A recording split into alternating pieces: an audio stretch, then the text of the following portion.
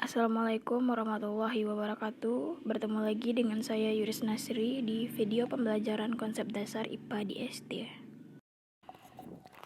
Di video saya kali ini, saya akan membahas tentang pewarisan sifat atau hereditas. Pewarisan sifat atau hereditas merupakan penurunan sifat dari induk atau orang tua kepada keturunannya atau anak. Ilmu yang mempelajari tentang pewarisan sifat ini disebut dengan genetika. Sifat-sifat suatu makhluk hidup diwariskan melalui sel kelamin jantan dan sel kelamin betina. Bagian sel yang bertanggung jawab terhadap penurunan sifat ini terdapat di bagian inti sel atau nukleus. Di dalam inti sel terdapat kromosom. Kromosom merupakan benang-benang halus yang berfungsi sebagai faktor pembawa sifat keturunan. Di dalam kromosom terdapat substansi pembawa sifat keturunan yang terdiri atas senyawa kimia yang disebut dengan gen. Gen berfungsi sebagai penentu suatu sifat-sifat makhluk hidup. Kromosom adalah materi genetik yang berupa benang-benang halus atau kromatin yang berfungsi sebagai pembawa informasi genetik kepada keturunannya. Setiap inti sel memiliki dua jenis kromosom, yaitu kromosom tubuh atau autosom dan kromosom kelamin atau gonosom. Ini adalah bentuk dari kromosom. Yang sebelah kiri adalah kromosom pria, sementara yang sebelah kanan wanita. Kromosom terdapat dua buah. Yang pertama yaitu kromosom tubuh. Kromosom tubuh berfungsi untuk menentukan sifat-sifat tubuh atau organisme. Kromosom tubuh yang dilambangkan dengan A yang berasal dari kata autosom yang terdiri dari 22 pasang atau berjumlah 44 buah.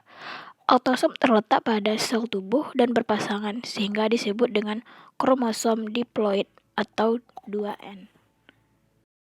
Yang kedua yaitu kromosom kelamin. Kromosom kelamin atau gonosom berfungsi untuk menentukan jenis kelamin suatu organisme.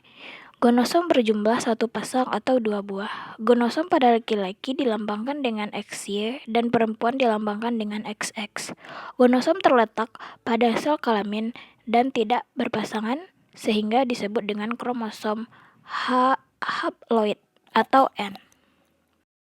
Selanjutnya yaitu gen. Komposisi dan susunan gen-gen di dalam tubuh makhluk hidup disebut dengan genotip. Genotip sebagai makhluk hidup berbeda-beda yang dapat menentukan sifat-sifat suatu makhluk hidup tersebut. Pada dasarnya, genotip adalah sifat makhluk hidup yang tak terlihat.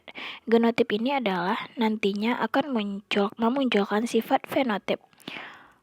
Fenotip adalah sifat pada makhluk hidup yang dapat terlihat. Sifat fenotip merupakan perpaduan antara sifat genotip dan lingkungannya.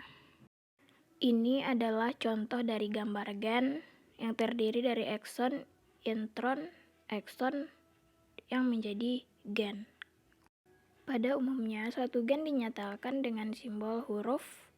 Huruf kapital menyatakan sifat gen yang dominan, misalnya M adalah merah. Sedangkan huruf kecil menyatakan gen bersifat resesif, misalnya M atau putih. Gen selalu berpasangan, misalnya MM atau MN atau MM. Gen yang sama jenisnya seperti MM atau MM disebut dengan homozigot. Jika gen dominan bersama-sama dengan gen resesif, sifat yang akan tampak adalah sifat yang dibawa oleh gen dominan dan sifat yang dibawa oleh gen resesif tidak akan muncul. Contohnya, sifat pendek dominan terhadap sifat tinggi. Jika gen pendek muncul bersama-sama dengan gen untuk tinggi, maka sifat pendeklah yang akan muncul kepada keturunan kita. Sekian video dari saya, semoga bermanfaat dan saya mengucapkan terima kasih. Assalamualaikum warahmatullahi wabarakatuh.